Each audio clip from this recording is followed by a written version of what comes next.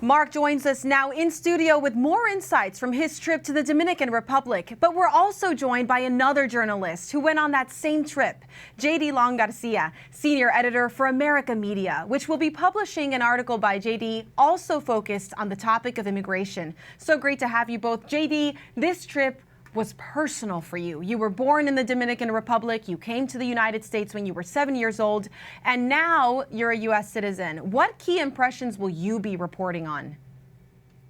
Yeah, it's complex. I think some of us from our countries of origin, there's things that we're very, very proud of. I'm proud to be a Dominican, but there are things that my country does that I'm kind of ashamed of. And I think some of the things we witnessed on the trip, there's some historical tensions between the Dominican Republic and Haiti that are manifested within the immigration process the way that it is. There's one border, there's one island, and there's two countries, and there's one border. And in some ways you'd think, okay, well, immigration is going to be a lot more simple there. But it's just as complex in some ways as what we're facing in the United States in terms of immigration. Absolutely. Mark, your report, it showed us Haitian migrants working in the fields, in the sugarcane fields, and you talked about their legal status. Mm-hmm. What does that look like for the Dominican Republic? Well, at this point, it's something that's still up for debate. I mean, obviously, sugarcane workers and their families and advocates would like to see them receive some sort of status, residency. They've been in those sugarcane fields for years. I mean, the reality is, Haitian labor is very important in the Dominican Republic. I spoke to a Dominican man who said if you were to stop Haitian labor in the sugarcane fields or in construction for a day or a week, the economy could face some serious issues. But the reality is you do have families in these fields that are afraid to leave because of deportation, sort of generations of fear behind that. Essentially, they've become permanent residents in the country, but they just don't have that official status to back it up. It's a complex situation, but we saw some of those human elements on the ground. Absolutely, and they sound so familiar to the other countries that we're looking at these issues with, migration in Europe, but also here in the U.S. JD, in this Marian month, we consider all of the ways that Our Lady is Mother, and Our Lady of Altagracia is patroness of both Haiti and the Dominican Republic. Talk about these tensions that are brought together with this unity over prayer. Tell us about what that teaches us about these divisions we're seeing in the Caribbean.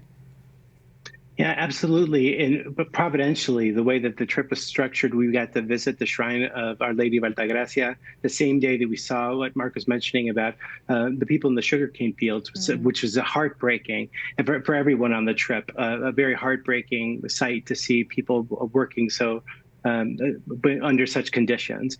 But afterwards, we had the hope that Our Lady inspires in us, that we can find common ground. I think that there's a connection between the faith of the Haitian people have and then the people in the Dominican Republic in Our Lady, looking to her as our mother, as a source of unity.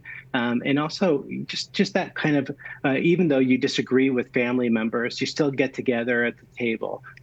You come together to celebrate life together, recognizing that we're all part of this larger family. And I think that with Our Lady of Altagracia, which if you're unfamiliar with the image, it's Our Lady with the Christ child, and there's kind of St. Joseph's in the back, kind of photo bombing in the picture, or whatever. But it's a holy family all together, and that richness of that image, it was so moving to see her. And I think everyone was very, very moved by that, and how she continues to bring us closer together and help us recognize the human dignity in each other.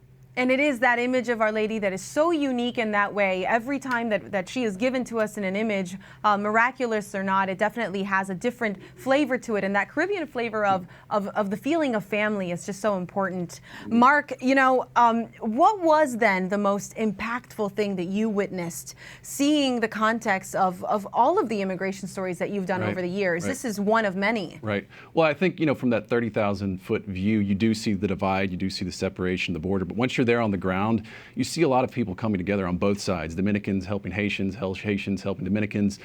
There's a lot of collaboration in ways that you may not see, on the headlines. But, the people I spoke with in my story, Montse Alvarado, Leone Batista, Cross Catholic Outreach, people and groups that are really trying to bring hope in situations that appear hopeless, right? But you see on the ground an effort to bring Christ to people and into their situation. It's sort of a beautiful thing to see.